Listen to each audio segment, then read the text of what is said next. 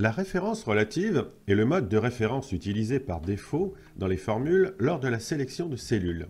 Il s'agit de la position d'une cellule par rapport à une cellule de référence, en fait la cellule qui contient la formule. Lors de la recopie de formules, les références relatives évoluent. Voyons cela avec un exemple. Le tableau contient un certain nombre de valeurs. Nous allons nous positionner sur la cellule A4. On établit la formule égale, on clique sur A1, plus, on clique sur A2, plus, on clique sur A3. On valide, on obtient le résultat 60. Cette formule, nous allons prendre la petite poignée qui est en bas de la cellule pour l'étirer sur B4. La formule, c'est recopier. Nous avons B1 plus B2 plus B3. Avec la recopie, la formule s'est adaptée aux informations de la colonne. Analysons plus finement ce qui s'est passé. En se positionnant sur la cellule A4, nous allons ouvrir le menu Formule pour accéder au ruban et activer la commande Repérer les antécédents. Cette commande va être très utile puisqu'elle va nous permettre d'analyser une formule de calcul. En l'occurrence, ici, nous voulons savoir comment a été constituée la formule en A4. Les flèches nous indiquent les cellules qui constituent la formule qui est positionnée en A4. Nous allons faire la même chose sur la formule située en B4. On repère les antécédents et on remarque qu'effectivement, nous avons la même constitution de formule. Nous avons utilisé les cellules qui sont de B1 jusqu'à B3. On va supprimer les flèches des antécédents.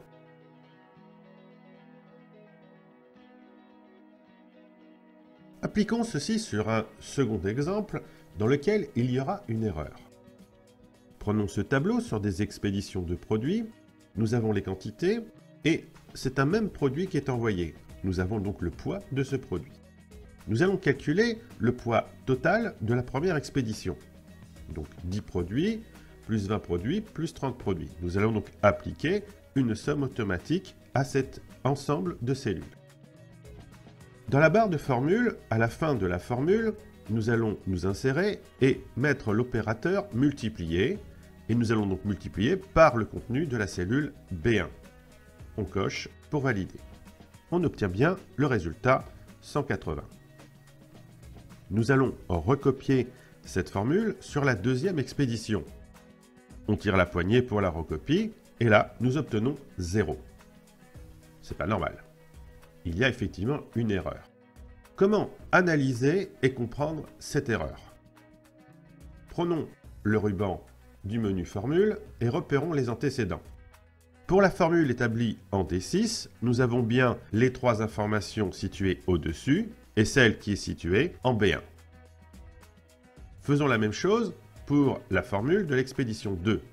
On repère les antécédents, nous avons bien les éléments qui sont au-dessus et la cellule C1.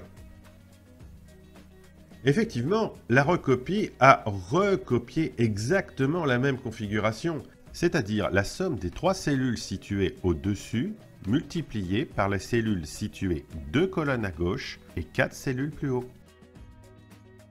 Pour résoudre notre problématique, nous allons donc devoir introduire une nouvelle référence, la référence absolue. La référence absolue est la position exacte de la cellule dans une feuille de calcul. En règle générale, on utilise cette référence dans une formule pour montrer qu'elle reste inchangée en cas de recopie. L'adresse d'une cellule en référence absolue est représentée par le symbole $, devant le numéro de la ligne et devant la lettre de la colonne. Voyons cela avec un exemple. Prenons une cellule située sur la ligne 5 et la colonne 6. La notation en référence absolue sera donc $F, $5. Il est possible de saisir manuellement le dollar dans la formule de calcul, mais on peut aussi utiliser la touche F4 du clavier pour basculer une écriture de référence différente. Par exemple, au départ, on est en référence relative A1. On appuie sur la touche F4 pendant que l'on établit une formule de calcul et la référence se change en $A, $1. Donc passons en cela en référence absolue. Mais si on réappuie encore une fois sur la touche F4, on mixe l'écriture et on a cette fois-ci $A1, c'est-à-dire qu'on fixe la colonne, mais pas la ligne. Appuyons une nouvelle fois sur la touche F4, on fixe la ligne et pas la colonne, ce qui donne l'écriture à $1. On réappuie sur la touche F4 et on revient à la référence relative A1. C'est cyclique. On va avoir donc 4 types d'écriture en boucle. Voyons un exemple où on va appliquer la touche F4. J'ai une valeur 10 en A1, je me positionne dans la cellule A3. Je tape égal et je vais désigner la cellule A1. En venant sur la barre de formule, je place le point d'insertion juste derrière la référence de la cellule. Puis je vais appuyer sur la touche F4, ce qui change l'écriture de la référence. Je suis passé en $A, $1.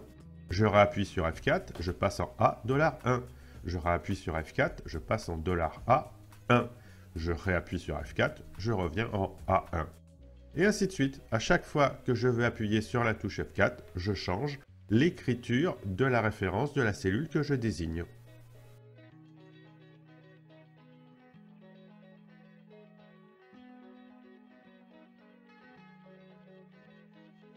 Corrigeons le tableau en associant à la fois les références relatives et les références absolues. On se positionne en D6, on applique la somme automatique sur la zone de cellule D3, D5. Dans la barre de formule, on vient se positionner à la fin, l'opérateur multiplié, et on désigne la cellule B1.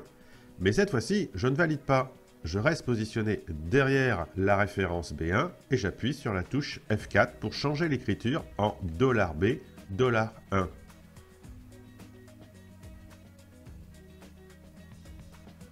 Je peux maintenant valider la formule. Il est possible dorénavant de recopier cette formule en prenant la poignée et on recopie vers la droite en cellule E6. Et en vérifiant la formule, on s'aperçoit qu'effectivement, l'écriture B1 est restée grâce à ces signes $. Donc, les références relatives s'ajustent lors des recopies et les références absolues restent fixes.